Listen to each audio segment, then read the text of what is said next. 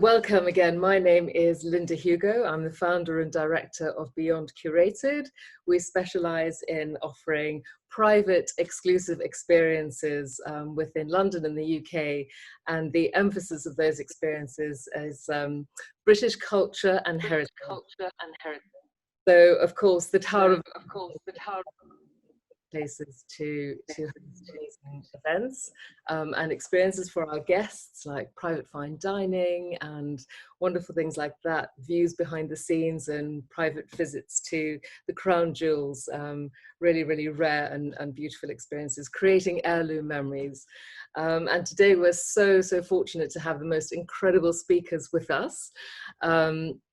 We have two members from the Guard at the Tower of London. We have the chief exhibitor, Nivek, seems to be, Nivek, you found the most perfect, the most perfect location to deliver your talk today. That's absolutely amazing. Thank you so much. I believe the Wi-Fi at the tower is not fantastic, but you've managed to find a really good spot there.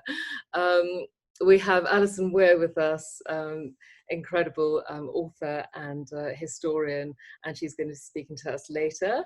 And Phoebe Haines, Mezzo Soprano, who's going to be singing a rendition of Greensleeves. Hey, Phoebe, you're looking magnificent.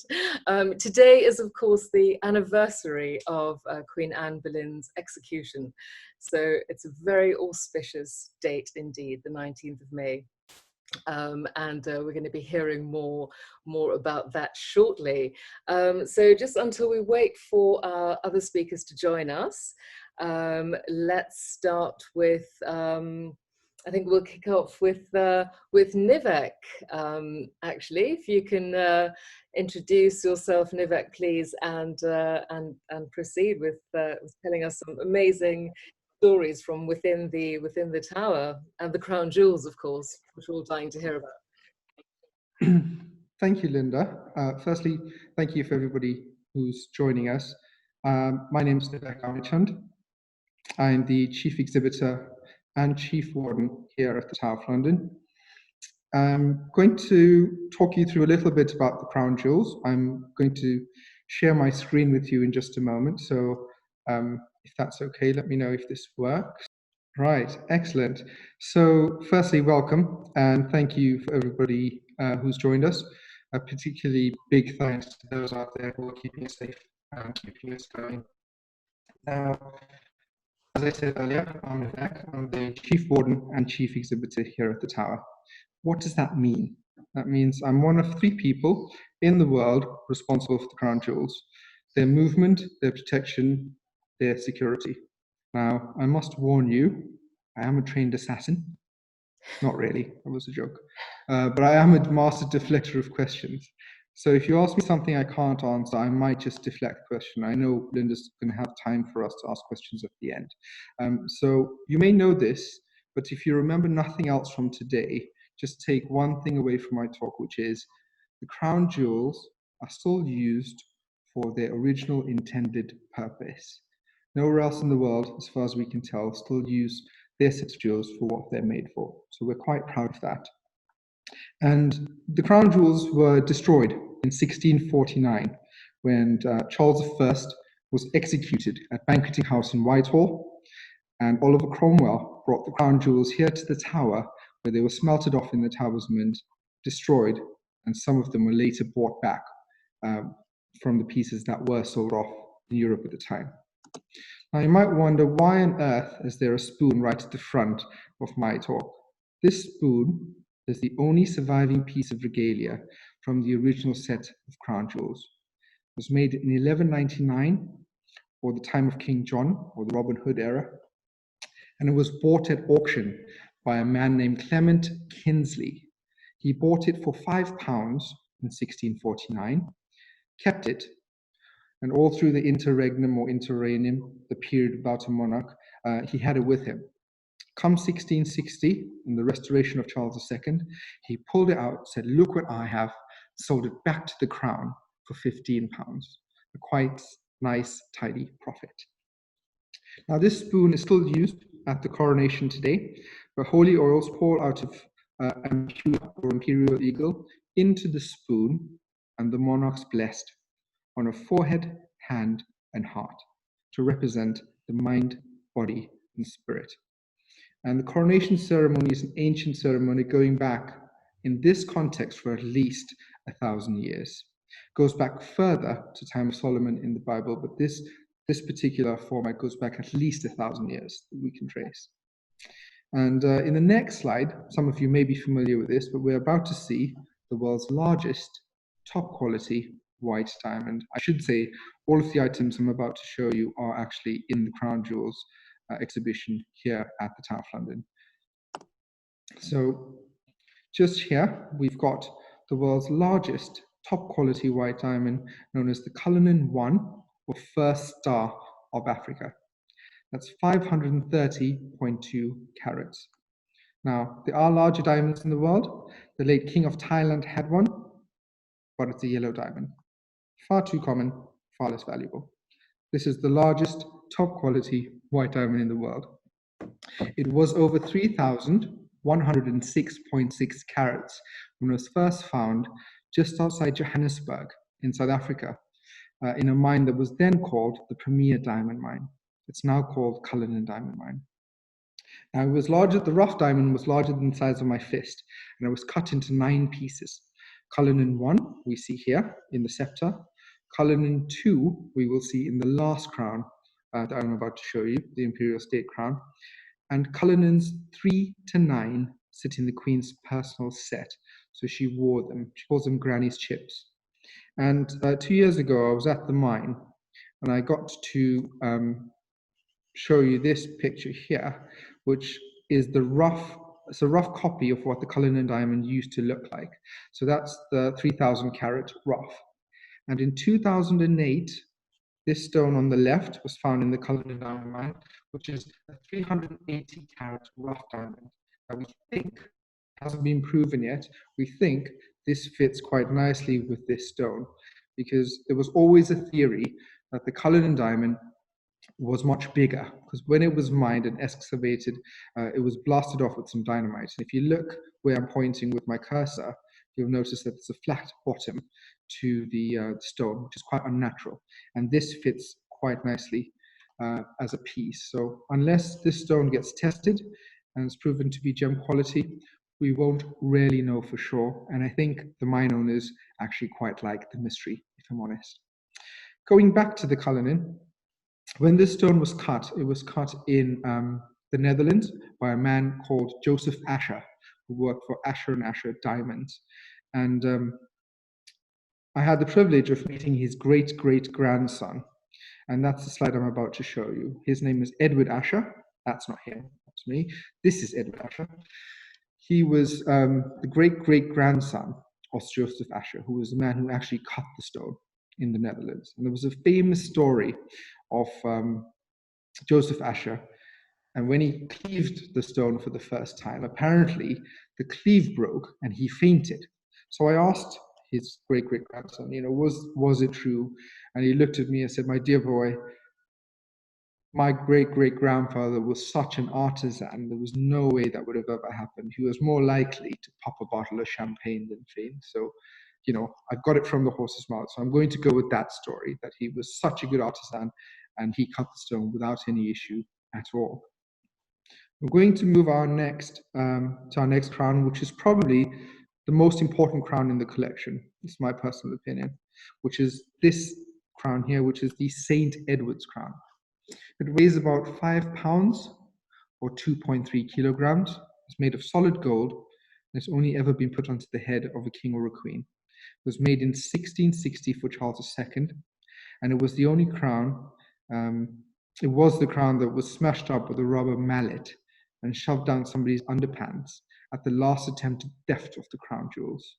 Yes, you heard right, shoved down somebody's underpants. I don't think I've got enough time to talk you through the story, but if you are interested, when we have time at the end, perhaps Linda might let me share the story of Colonel Blood and how he nearly got away with stealing the crown jewels. I'd like to move us forward into time just a little bit to a royal visit that we were lucky enough to experience on the 13th of February this year.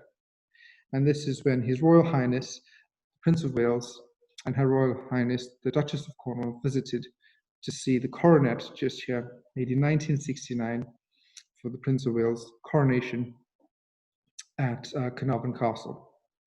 And if you look if you could see my cursor, there's a little blue band on top of the crown, and these are dotted with diamonds, and they're actually in the constellation of Scorpio, which is His Royal Highness's star sign. So it's quite a nice personal touch just there. Again, it's another nod to the fact that the jewels are still used and they're a working set of regalia. It takes me nicely on to probably the most famous stone in the world, or infamous, depending on who you ask. And that's the largest stone right here at the front. That's the Kohinoor diamond. That's 105.6 carat diamond. It was said to be cursed. For every man who's come into contact with the stone has had a swift and bloody death. Every woman who's come into contact with the stone has lived a long and prosperous life. Now, this stone was found in the Golconda mine in India. It was much larger when we got it. It was over 186 carats, and there's legends that say the stone was actually much larger than that through time. It's about 200 to 400 years old that we can trace accurately, but the provenance of the stone is somewhat murky and is carried with it a bloody and intriguing tale. The stone was taken by the Emperor Babur from the Golconda mine, went through Persia or Iran, and it was fought over for hundreds and hundreds of years by Persian kings and princes. It went through Afghanistan with the Darians, and it ended up in the Punjab with the Prince Dilip Singh is said to gift the stone to Queen Victoria for her help in the Sikh wars. Now, you can't see this, but I am doing air quotes under the word gift, because Dilip Singh was 11 years old at the time. This was the height of the empire. I think he was forced to give the stone back to Queen Victoria. Nonetheless, the stone now sits in the Queen Mother's crown that we can see in front of us, and that's in the last crown in the case of travelators inside the jewel house. The stone is said to be worth half of what the entire world earns in a day. I'll repeat that. It is completely hyperbolic, but it's said to be worth half of what the entire world earns in a day. It's just to show how important the stone is. It's got quite a lot of history and provenance with it, and I can talk more about that should anybody have any questions at the end. But I am quite conscious of the time. The next slide is slightly linked to the Kohinoor, because when the Kohinoor was sent to the Netherlands to be cut, it was cut by a firm called Royal Asscher. And this is a colleague of mine who works for the Royal Asscher Diamond Company in Amsterdam. And I wanted to go through to see where the stone was actually cut. Unfortunately, that site, the original site, has been built over and is currently a set of warehouses. But instead, I got to learn how to polish stone. So just where my cursor is moving around, there's a diamond wheel, which is used for polishing stones here. So I was getting a masterclass by an expert herself. She actually holds the Guinness World Record for polishing the world's smallest diamond. Going forwards to my next slide is to the use of the crown jewels. And this is probably one of the most surreal bus journeys I've ever had in my life. This was last year, heading off from St. James's Palace towards Windsor for the Royal Maundy service. And that's the Thursday before Easter. I sat in a bus full of yeomen of the guard, for the Queen's personal guard, and go wherever the monarch does for royal official events. Now, you may be forgiven for thinking this is exactly like the Yeoman Warders at the Tower, but there is a slight difference. But I will leave that to my colleague Chris Skaife to explain, should he wish, at the end. Now, this is the actual church plate. So the gold plate here currently sits inside the jewel house at the Tower, but it gets taken out once a year for church service, and that's the Thursday before Easter. This year's Maundy service was cancelled. And if you look at these little pouches, That's where the Royal Maundy money is kept. It's only about £5.50. However, it is specially minted, and Her Majesty gives one pouch of money to people who are nominated from around the country who have been doing good charitable work once a year. It's quite a nice gesture, and it's quite personal. And I had the privilege of being there this last year at Windsor Castle. Another nod to the use of crown jewels, which are these baptismal fonts. Starting on the left, this was made for Charles II, and since Queen Victoria came into power, she made the basin, the ewer, and the lily font just here.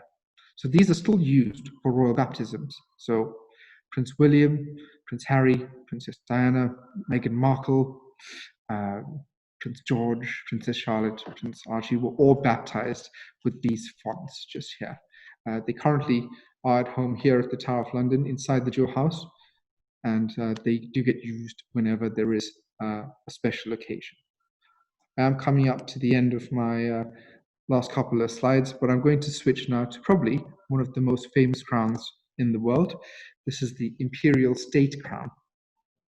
Used once a year for state opening of Parliament by Her Majesty.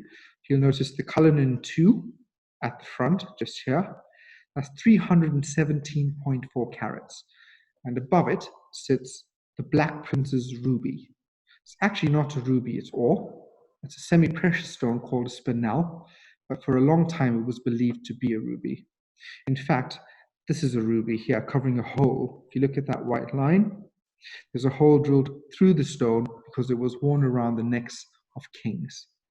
It was said to be worn on the battle helmet of Henry V at the Battle of Agincourt in 1415. Now it's a 170 carat spinel mined in Afghanistan, and it was a gift from Pedro the Cruel to Edward the Black Prince for winning Battle of Najera in 1367. So it's got a lot of history. It was sold off at auction when the crown jewels were destroyed and later bought back by George IV. The last slide I'm coming to, which is the top of this very crown, sits this relatively small sapphire, Saint Edward sapphire, said to be worn on the ring of Saint Edward the Confessor, over whom William and Harold did battle for in 1066 at the Battle of Hastings. We know William the Conqueror won that battle, came here, built the White Tower, which I'm currently sitting in, and the rest, they say, is history. So that's just some highlights that I thought I'd share with you. Oh, that's wonderful. Nivek, thank you so much. That's really fascinating and just incredible to just learn and understand these insights regarding the crown jewels. I'm so intrigued with the space around you as well, and dying to ask lots of questions. And of course, to all of our listeners, please feel free to type your questions into the chat. We'll try to get to as many as we can. We have a number of speakers today. They're all incredible. We want to, get around to everyone and make the most of the time. But Nivek, tell me, just in terms of curses, you mentioned briefly one sort of situation there, but is there anything else around curses that you're aware of with regards to the crown jewels? Well, interesting you say that, because I think there's quite a practical reason for the Kohinoor being said to be cursed, because in actual fact it was never originally worn in an armband in a crown at all. It was worn in an armband into battle. So I've got a little model here, which might be interesting. This is probably not the right type of soldier anyway at all, because it would have been a Persian soldier that would have been wearing it, but they would have worn it just there. And if you can imagine being on horseback and riding through in battle, you'd have this massive target, in my mind, on your arm. And we think that's how death got attributed to the stone, because the likelihood of you dying with a big shiny object on you was quite high. People would know you were the one who was in charge. Amazing. That's fascinating. Thank you. Thank you so much. And thanks for being in such amazing surroundings as well. Yeah, so we're going to be moving on now. Stay with us, Nivek, and we'll get around to some questions on that later on. Alison, hi, we can see you. Fabulous. So we'll get the hitches fixed, but in the meantime, we're going to enjoy a wonderful rendition of Greensleeves, a beautiful live performance by Phoebe Haines to celebrate and commemorate this amazing day, the anniversary of Anne Boleyn's execution, and also historic royal palaces and all the incredible work that they do. So we are encouraging people today to please donate to historic royal palaces. You can hop onto their website, there's a donations link there. And obviously during this time, all the incredible palaces have been closed. They are a charity organization. They provide so much inspiration, education, keeping history alive, bringing it into the present moment, allowing us to feed our imaginations and dream, and allowing businesses like myself to offer our guests the most extraordinary private experiences as well, like dining in this amazing place, and all sorts of wonderful things. And millions around the world appreciate these fantastic sites. So do please feel free to donate to HRP at hrp.org. Fabulous. Phoebe, I'll hand it over to you for Greensleeves. Thank you. Lovely. Thanks so much, Linda. Hi, everyone around the world. I'm so delighted to be here today. Even though I'm here, as you can see, in my living room in London, I feel as if I am behind the tower walls, really. It's I've got my jewels on. They're not necessarily very precious ones, but I feel like spiritually they're yearning to be the crown jewels. So yes, we come together today, as Linda said, on an interesting day. Indeed, it's the anniversary of Anne Boleyn's execution all those years ago, which seems somewhat of a sad moment, but I really think it's so important because she left behind her such an incredible legacy, didn't she? Both literally and figuratively. So now, Greensleeves is a song which over the years we've all come to associate with Henry VIII. Actually, Alison can probably speak a lot more authoritatively about this than I can, but in terms of the rough timeline, so the first actual copyright registration of this song was in 1580, which, as I'm sure many of you know, is a little bit too late for it really to have been written by Henry VIII. If he were writing it to woo Anne Boleyn, that would have indeed been in sort of the 1520s. And in fact, if we look at the compositional style, it is actually much more of a continental European style, sort of late Renaissance, early Baroque type of music, which hadn't quite come to the UK, as I understand, by the early 1500s. So the historical facts don't necessarily confirm that it would have been written by Henry himself. However, the sentiment of the piece really lends itself, I think, to their courtship, right? So he's sort of saying, why are you casting me off so discourteously? I've risked life and limb and absolutely everything to have you by my side, and you still ignore me. Which, as we know, is sort of what happened at the time, right? He was still married to Catherine of Aragon when he was trying to court Anne Boleyn.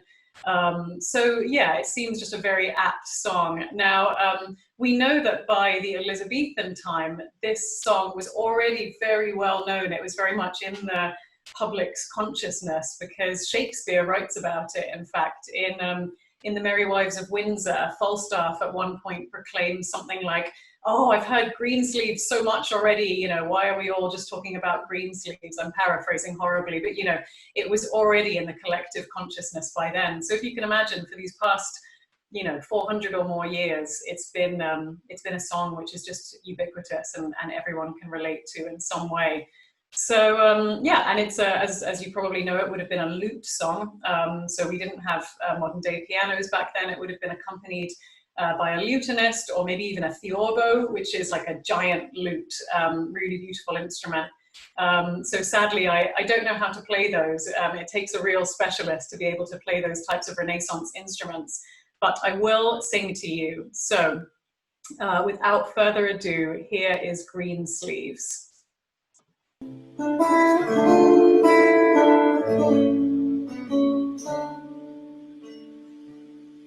Alas, my love, you do me wrong to cast me off.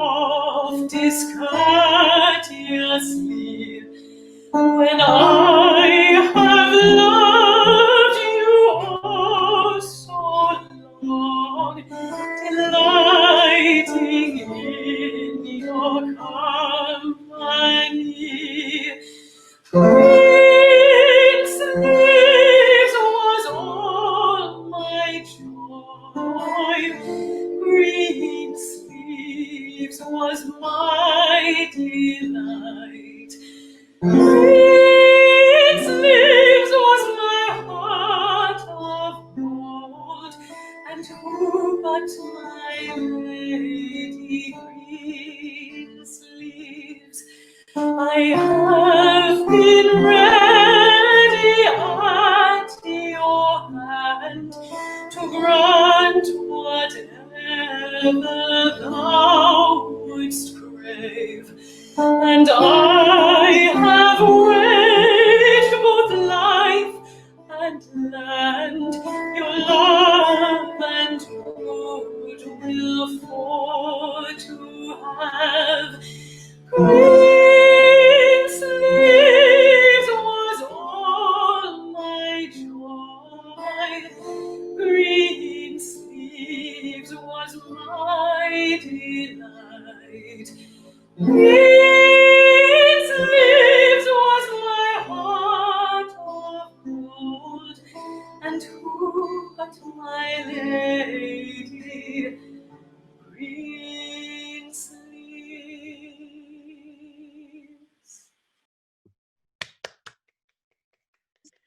Thank you. Oh, that's wonderful. Thank you, Phoebe, so much. Very, very special, very moving indeed, amazing. I think it's incredible at this time, you know, we need to dream, and we need to be transported in our minds to these wonderful times and wonderful places. And yeah, thank you so much for that. That was really, really wonderful. Again, thank you to our amazing speakers today for all giving up your time to be with us and enjoy this little bit of a respite from everything that's going on. I think it's great, you know, if we can spread a little bit of joy and happiness and smiles and a little bit of inspiration and insights along the way, then we're very happy to do that. You know, there's so much going on right now, and I think it's important to, you know, just look after yourselves and keep feeling good. And I find that all this wonderful, rich history and all these beautiful tales are just, yeah, so uplifting and so incredibly enriching. So we're going to go over to Siobhan Clarke now.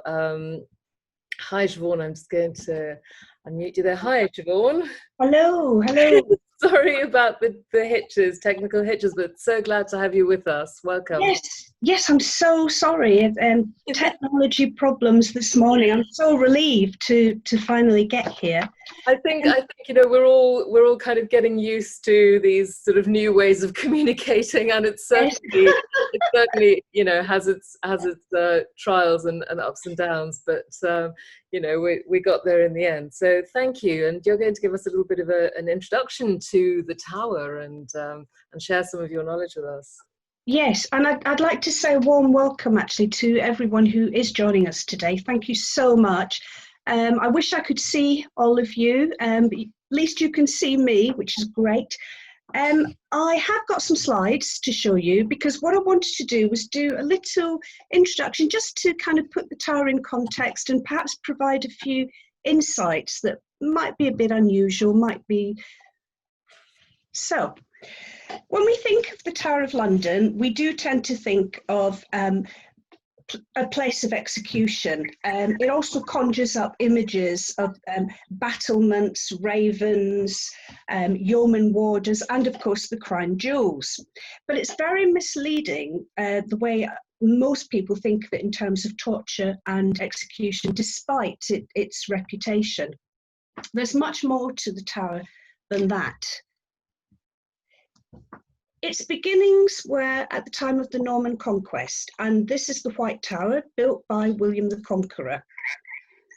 It's the White Tower that gives the whole complex its name. It took 25 years to build, and it's 90 feet high, so it would have been considered a skyscraper at the time. And it's very much a symbol of oppression. So Linda was actually asking me who was the first king to live at the Tower of London, and of course that is William the Conqueror.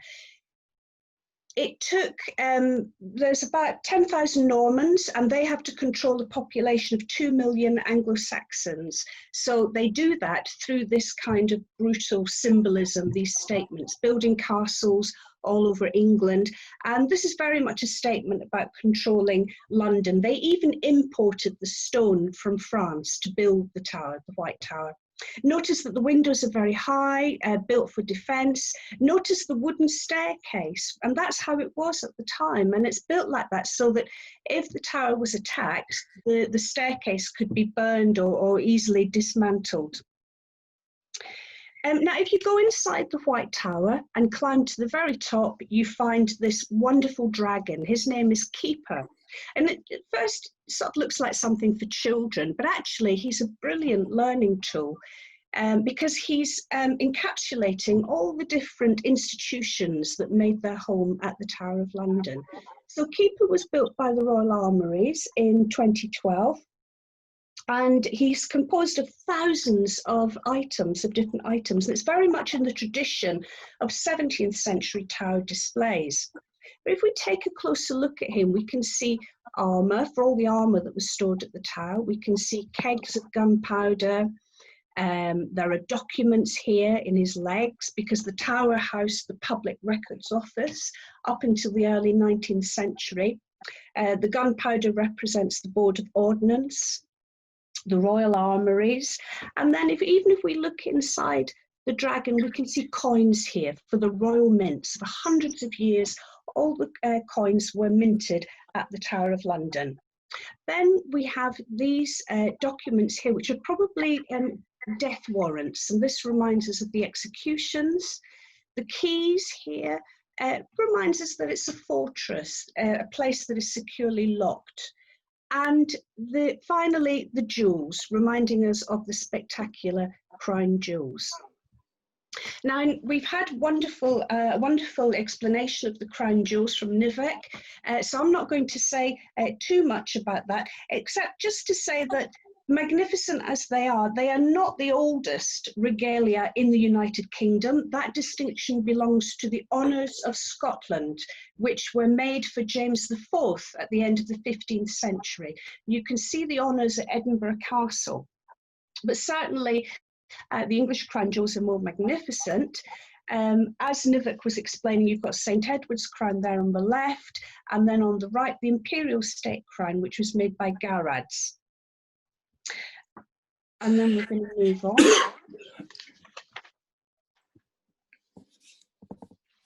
It's important to remember that the tower is a palace, a royal palace, rather than thinking of it as fortress and prison. I mean, its proper title is Her Majesty's Palace and Fortress. And we can see some of the former glory of the royal palace by visiting the medieval palace. Rooms that have been recreated to look as though they might have done in the world of Henry III and his son Edward I in the 13th century. And these are the two medieval kings who really expanded the tower. They built the defences. They really created the Tower of London as we know it today. And this is an example of their luxurious chambers. Medieval kings would move around, so they would come to the tower frequently, but for short periods. And they even took their furniture with them when they moved. So to create this bed, HRP went back to King Edward's financial accounts, recording a payment of 11 shillings and a penny for a bed for the Lord King for transporting it through England. So this bed would be dismantled and moved around.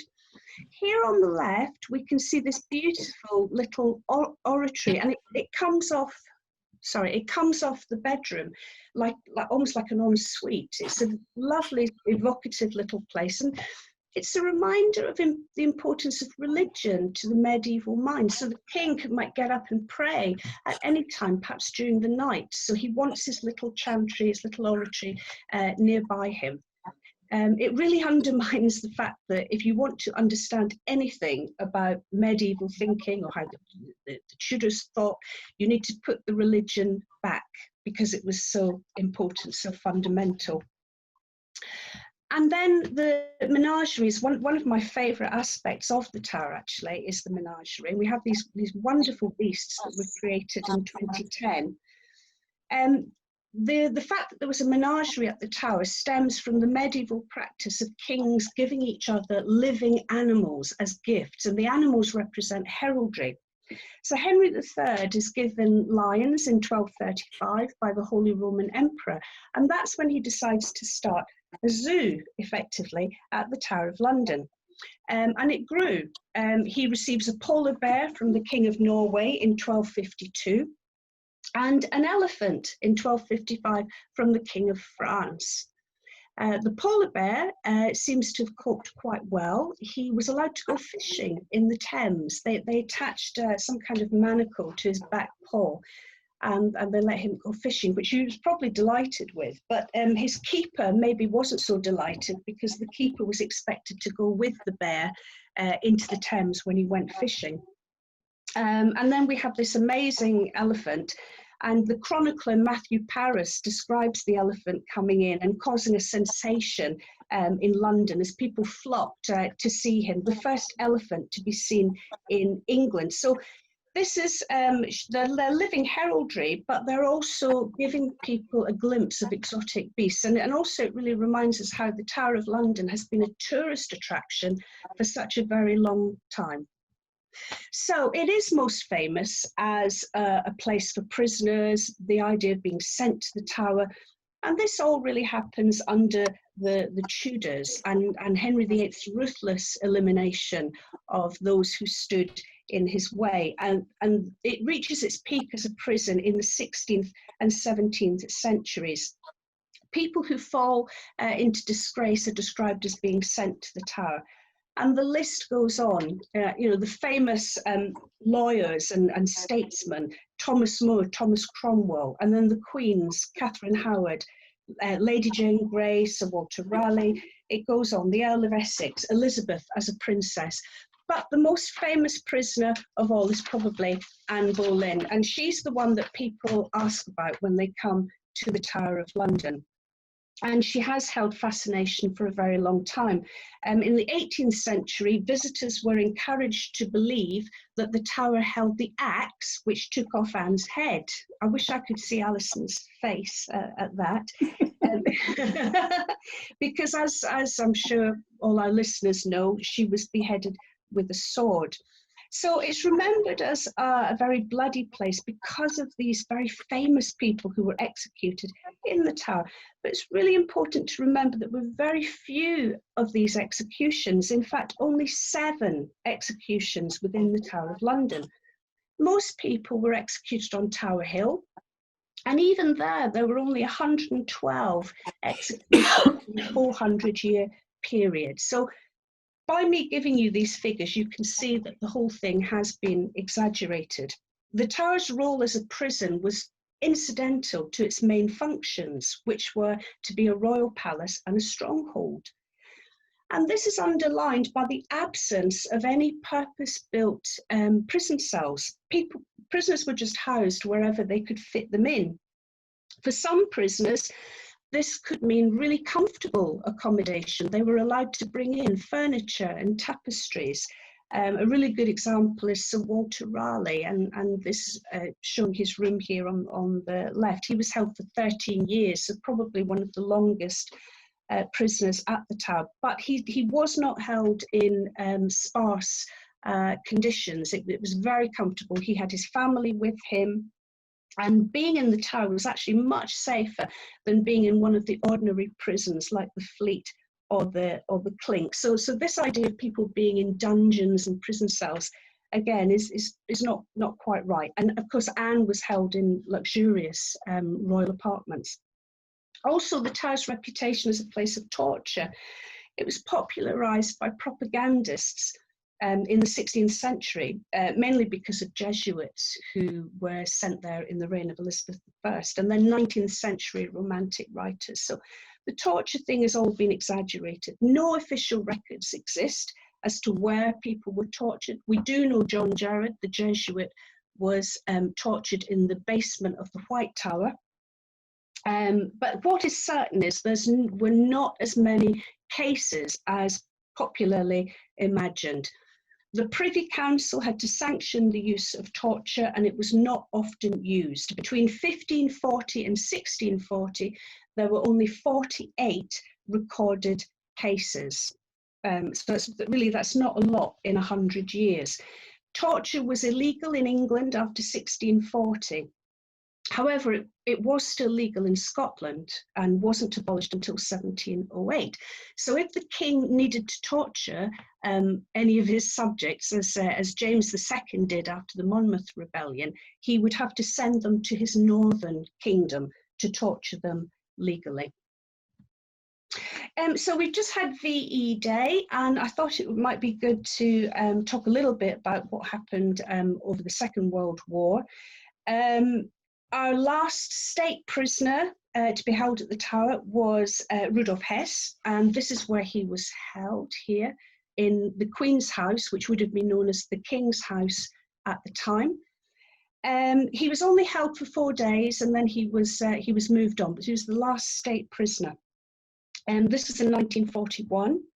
In that same year, the last person to be executed at the Tower was a German spy called Joseph Jacobs. And this is where he was executed, in a prefabricated rifle range. And then we have Hitler himself. Now, it might surprise you to know that we were fully expecting to take Hitler into the Tower as a prisoner, and even prepared a cell for him with a brand new flushing toilet. But of course, he committed suicide in a bunker in Berlin in 1945. And the cell prepared for him was never used, but it does still exist. 21st century Tower of London, major visitor attraction, major World Heritage Site. It's still a garrison. It's still a royal residence of the Queen, and gun salutes are fired on important occasions. It's still a home. It's home to yeoman warders and their families.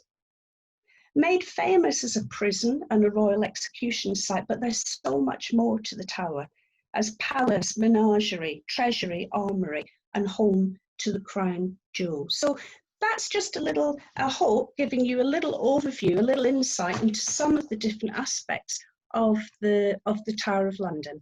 Thank you. Thank you, Siobhan. That was wonderful, very, very insightful. And I think what you mentioned there about the Tower being so much more than, you know, what people perceive it to be is so true. And I think that's what makes visiting the Tower so incredibly special, because you can enjoy the crown jewels and all the amazing different parts of the castle and the sights and then you know the private behind the scenes experiences which we offer our guests as well. So it can really be a completely immersive, incredible experience, and it's creating those memories that, you know, we love doing so much. And now we have Chris with us. And we're going to hand over to Chris to talk about the Tower, his role within the Tower, the Ravens. Chris is, of course, the one and only Ravenmaster. There's only one in the world, and we're very, very honoured and privileged to have him with us today. So thank you so much for joining us, Chris. I think I need to unmute you. Here we go. Hi, sorry about that. Hi. Hello, everybody. Can you hear me? Yes, we can hear you. Fantastic. Lots of virtual waves from all over the world. We have people from all over the States, Australia, all over the UK, South Africa. It's really an amazing international audience that's joining us. That's absolutely lovely. Well, welcome to my home. You're now inside the Ravenmaster's house. I feel rather silly just sitting here with my hat on. So if you don't mind, can I take it off? If you have to. I look better now. Okay, so good afternoon, ladies and gentlemen. I have what is probably described as the oddest job in Britain. Odd, maybe, the best, definitely. My name is Skaife. For those of you that don't know me, I am one of 37 Yeoman Warders that live and work within the walls of the Tower of London. Yes, this is my home. You are now in my little hobbit house inside the walls of the Tower of London. And you can see there's a picture of me on the back on there. So yes, I'm one of 37 males and females that live and work here. To be a Yeoman Warder, you have to have done a minimum of 22 years in the military, be the rank of a warrant officer, and have an exemplary military record. And so that's the criteria to be a Yeoman Warder. Then we apply for the job, get it or not, as the case may be. Luckily enough, I managed to get the job in 2005. So I'm an old Yeoman Warder, so I've been here a long time now. But I'm also the Ravenmaster, and as mentioned by Linda, there's only one Ravenmaster in the world, as far as I'm aware. I'm sure lots of people would like to call themselves Ravenmaster, but there is just one official title here at the Tower of London. And I have a responsibility. My responsibility is to look after the ravens' welfare and their safety in their entirety. In fact, what I've got to do is try and keep them here at the Tower of London. There is a legend. Should the ravens leave the Tower of London, it will crumble to dust, and a great harm will befall our kingdom. Now, to be honest with you, we don't really know where this legend came from, but I can tell you a little bit of a story about it. One of the ones that we tell, actually, to visitors when they come to the Tower of London is that on the restoration of the monarchy, Charles II came to the Tower of London to see some works that were taking place. And at the time, we had a royal astronomer. His name was John Flamsteed, and he had a telescope on top of the White Tower. And of course, in London, that period of time, there was lots and lots of dead bodies floating down the River Thames, and gibbet sites and execution sites. And so there was an abundance of food for ravens. And of course, the tower was one of the tallest buildings in London at that time. And so the ravens made their home the turrets. And of course, they were interfering with the calculations of this astronomer. And he went down to the king, so legend says, and said, "Squire, can I get rid of these confounded ravens?" And then someone turned around to the king and said, "If you get rid of them ravens, the Tower of London will crumble into dust, and a great harm will befall your kingdom." So he was quite superstitious, King Charles II. So he decided to keep 6 ravens here by royal decree. So do we have 6 ravens here at the Tower of London? No, we have 8, 2 spared just in case. In fact, we have 2 more, and I'll talk about them at the end if anybody wants to ask about the breeding program that we have here. So I can hear you asking me now, what do ravens eat? Well, they're omnivores. So that basically means they eat absolutely anything. But it depends on the environment they live in. So if they live in a forestry area, they'll eat forestry stuff. If they live near the sea, they'll eat sea stuff. But here at the tower, they have a wonderful diet, probably better than mine, of stuff like mice, rats, chicks, rabbit, quail, some red meats, white meats, sandwiches that they steal off members of the public, Pringles that Marlene likes, and of course fingers.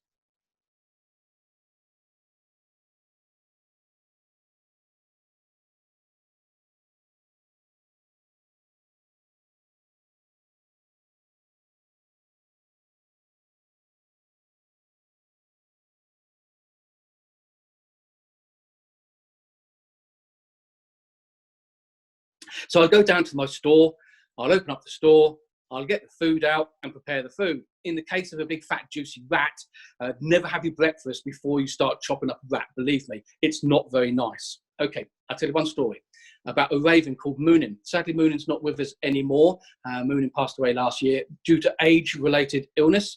But Moonin was my nemesis, and I've been looking after the ravens for about 16 years.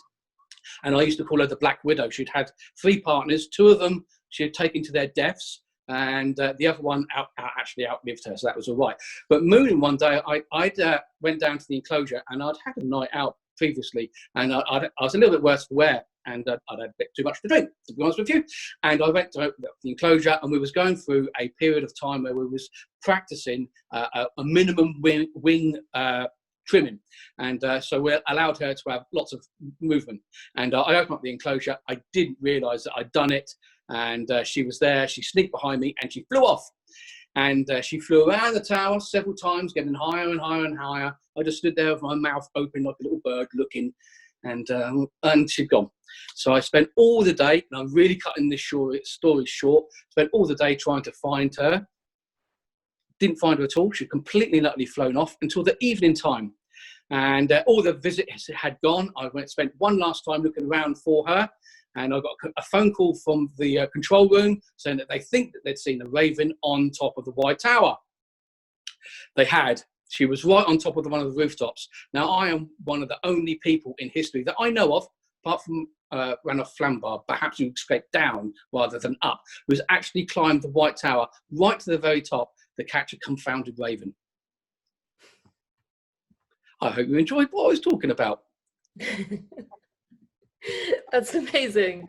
Chris, thank you so much. I actually have a question about ravens' intelligence. I'm curious because they say that crows are the most intelligent birds on the planet, but you know, ravens are kind of like crows on steroids, really, aren't they? So, I mean, what would be your opinion regarding their intelligence? Yeah, ravens and crows, part of the same family, part of the corvid family. Corvid family, might get that right. Okay, and so actually, the raven is 2.5 times larger than a crow. And we've done a lot of scientific work. We work with Queen Mary University here at the Tower of London. Their students come and study cognitive behaviour of the ravens. We've done some really good work. And we believe that actually ravens have the same intelligence as a 4 to 5 year old child, or the process of being able to forward think and work things out. They can pass on messages to each other. They can remember faces for life. They can just absolutely incredible what they can do. And actually some scientists are believing nowadays that they are on the same par as dolphins, whales and primates. Yeah, I can believe it. I sort of came into the path of a raven once walking around the Tower of London, and he sort of, you know, wasn't too happy about that. He kind of looked at me as if to say, you know, what the hell are you doing here? Excuse me, can you move? Well, after all, they are the true guardians. They have attitude. They are the true guardians of the Tower of London. So yeah, they have got attitude, absolutely. Yeah. Amazing. But so one of my favourite ravens that I say favourite ravens, one of the ones that I do on social media a lot, I put photographs up of her, is Melina. And you can see, I put lots and lots of pictures up, me stroking her purring, and people from around the world actually love the photographs that I put up, which is great. Thank you very much for all following us on there. Fantastic, fantastic. Thank you so much, Chris. So we are going to move on now to Alison Weir, I'm sure who Hello, Linda. You are familiar with. Hi, Alison. Welcome. Hi. Welcome. We all know who you are, but I'll let you introduce yourself. And thank you so much for being with us today. It's an absolute honour. Huge privilege and a pleasure for me. Thank you, Linda. And hello, everyone. I can't see you, but I'm imagining you all there. Virtual waves. Yes, everyone wave. I'm going to be speaking about The Lady in the Tower, the fall of Anne Boleyn. 484 years today, at 9 o'clock in the morning, Anne Boleyn was beheaded in the Tower of London. Her fall is one of the most dramatic and debated episodes in English history. It's hard to credit that 500 years after her death, an English queen could become virtually a superstar. But Anne's always been a controversial character, and even today it's hard to be impartial about her. It's hard to believe too that brave and tragic figure on the scaffold was actually the same woman who'd been the scandal of Christendom and the catalyst for the English Reformation. 11 years ago, I published a book, The Lady in the Tower, The Fall of Anne Boleyn. And it was wonderful to have the scope to look at that subject in detail in a single book. My research revealed many fascinating aspects to her story, and I'm going to share some of them with you now.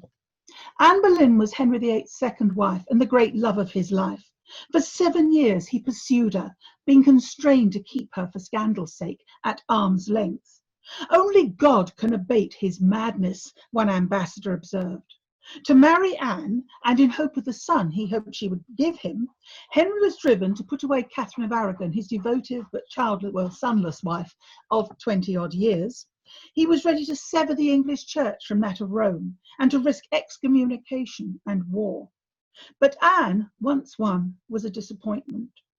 The early discovery that she'd perhaps not been as virtuous as she proclaimed was a disappointment, and that might have had something to do with Henry's disillusionment. But she had found it difficult, if not impossible, to make that transition from a mistress with the upper hand to the meek and submissive wife that Henry now expected her to be. And her first child was not the longed-for son, but a daughter, the future Queen Elizabeth.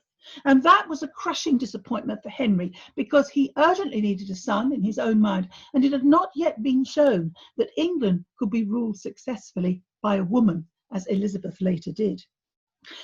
In 1534, Anne's second child, probably a son, was lost at birth. She had a miscarriage in 1535, and on the 29th of January 1536, she aborted a fetus that had all the appearance of a male child of 15 weeks' growth.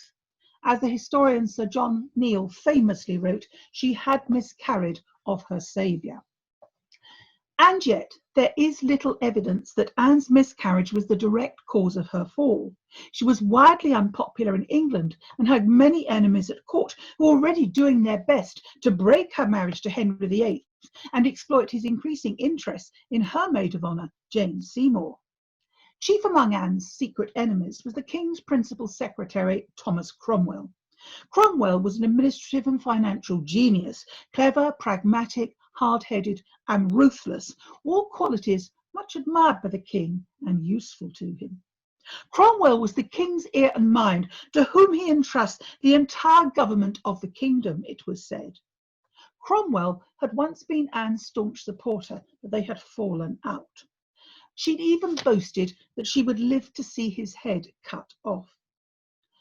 The fall of Anne Boleyn has long been seen by many as the direct result of a marital breakdown, but a mere estrangement, as occurred at this time, cannot explain either the suddenness or the vehemence of the king's reaction. Moreover, the evidence strongly suggests that it was Cromwell rather than Henry VIII who was the prime mover in the matter. Indeed, Cromwell was later to tell the imperial ambassador that he had thought up and plotted the affair of the Queen. Now, why should Cromwell have gone to such lengths to get rid of Anne? Well, there were several reasons, but it had just been made alarmingly clear to Mr. Secretary that Anne, his deadly enemy, had recovered her ascendancy over the king at a time when Cromwell himself had incurred Henry's displeasure. And she'd also made it publicly clear through a sermon preached by her almoner that wicked ministers should be hanged. It was going to be his neck or hers. What Cromwell was audaciously plotting was the removal of the Queen and the purging of her powerful faction at court. And he was going to build his case on the king's obsessive fear of treason and the Queen's known flirtatious nature. Anne's reputation was such that Cromwell found no difficulty in gathering evidence against her, and a close study of contemporary sources suggests that he presented Henry VIII with evidence of adultery and worse that the king could not ignore. Excuse me. On the 2nd of May 1536, Anne was arrested at Greenwich Palace and conveyed by barge to the Tower of London. Arriving at the court gate in the Byward Tower, not Traitor's Gate as is often asserted, the Queen fell on her knees before the Lords of the Privy Council, beseeching God to help her, as she was not guilty of her accusement. She would have been aware that it was rare for anyone accused of treason to escape condemnation and death. The councillors formally committed her to the custody of Sir William Kingston, the Constable of the Tower, and left her there prisoner. Kingston then went before the Queen into her lodging. "I was received with greatest ceremony the last time I entered here," Anne observed, recalling how she'd come in triumph for her coronation 3 years earlier. "Mr. Kingston, do I go into a dungeon?" "No, madam, you shall go into your lodging that you lay in for your coronation," he told her. And he was referring to the Queen's apartments in the Royal Palace, which had been refurbished for Anne at great cost in 1533. "It is too good for me," Anne cried. "Jesu, have mercy on me." A week later, 2 indictments were drawn up against the Queen, charging her with adultery with 5 men. 3 were eminent courtiers and intimates of the king, 1 was a relatively lowly musician, and the other was her own brother, George Boleyn, Viscount Rochford. The evidence against Rochford had almost certainly been laid by his own wife, Jane Parker. Anne was also accused of plotting the king's death, and all these crimes were high treason, attracting a capital penalty. The Queen remained staunch in her protestations of innocence, as did the gentleman accused with her. Only the musician pleaded guilty. One man retracted his statement. But on the 12th of May, 4 of those men were tried in Westminster Hall and sentenced to death. 3 days later, at a show trial in the Great Hall of the Tower, the King's Hall, which was attended by 3,000 people, Anne herself was tried by a jury of peers that probably included her own father. Despite her putting up a spirited defence, the outcome was, of course, a foregone conclusion, and a hush descended as her uncle, the Duke of Norfolk, pronounced sentence. Because thou hast offended against our sovereign, the King's grace, in committing treason against his person, the law of the realm is this, that thou hast deserved death, and thy judgment is this, that thou shalt be burnt here within the Tower of London on the green, else to have thy head smitten off, as the King's pleasure shall be further known of the same. Hearing these dread words, Anne preserved her composure. Her face did not change, but she appealed to God whether the sentence was deserved. And then, turning to the judges, she said she believed there was some other reason for which she was condemned, other than the one alleged, of which her conscience acquitted her, for she had always been faithful to the King. After her trial, Anne was taken back to the Queen's lodgings, where she spent her final days. There is no evidence to support the long-standing tradition that she was imprisoned in the Queen's house facing Tower Green, a tradition that arose through a misreading of the letters of the Constable Sir William Kingston by Elizabeth Benger, whose biography of Anne appeared in 1821. The condemnation of Anne's brother, Lord Rochford, followed, and 2 days later, on the 17th of May, all 5 men were beheaded on Tower Hill. Anne saw them executed from the Tower to aggravate her grief, we are told.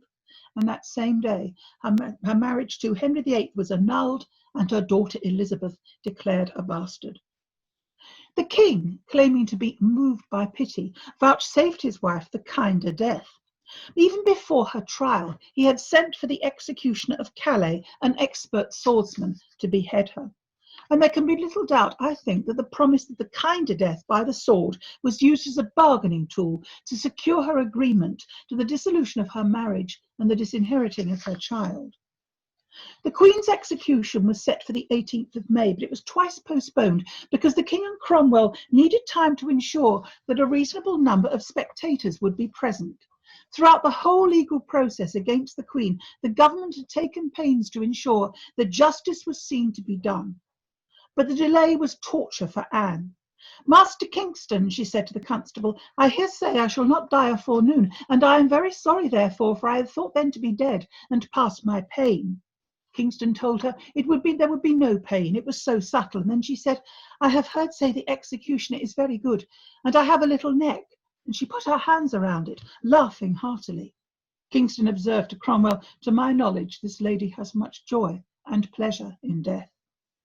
Later that day, both before and after receiving the last sacrament, the Queen affirmed on the damnation of her soul that she had never offended with her body against the King.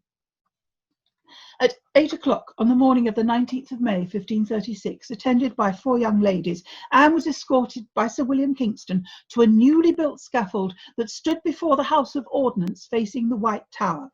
It was not on the supposed execution site on Tower Green, where there's a memorial today, but on the parade ground before the Waterloo Barracks. That was the former tournament ground, and it was there that most people could congregate. 1,000 spectators awaited the Queen. She approached them with an untroubled countenance, wearing a red kirtle beneath a low-neck gown of grey damask, a short ermine cape and a gable hood. Addressing the crowd from the scaffold, she made a short speech. She said she was come to die as she was judged by the law. She would accuse none nor say anything of the ground upon which she was judged. She prayed heartily for the King and said he had always been to her a good, gentle sovereign lord, and if any would meddle with her cause, she required them to judge the best. And there she took her leave of them and of the world, and she heartily desired them all to pray for her. There was no block.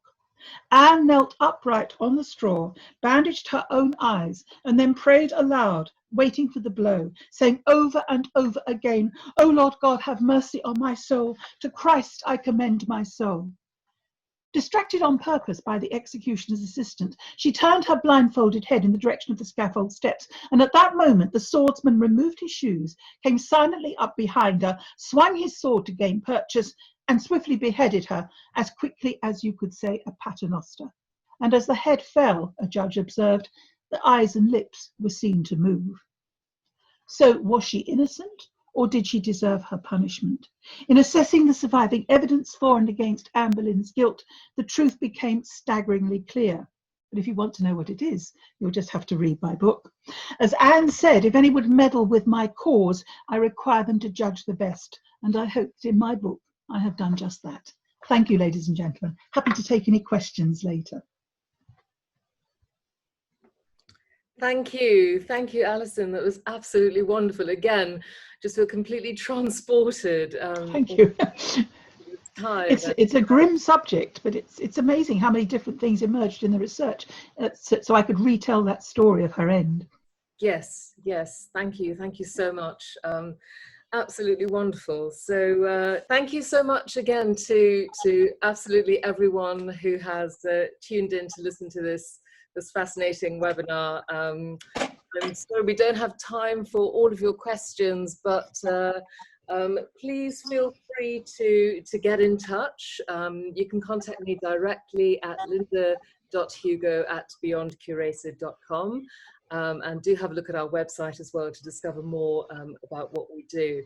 And as I mentioned earlier on, it would be fantastic if you could go on to hrp.org, Historic Royal Palace's website, and kindly make a donation towards their incredible work. And you know, it is difficult times for many of us, but in particular, you know, they've had to close their doors right now, and your support would be hugely welcomed. And you know, if you've enjoyed this, show your appreciation. Thank you, and that's wonderful. Thank you again so much to all our speakers. Much appreciated, and thank you very much. And hopefully we'll do one of these again sometime in the future.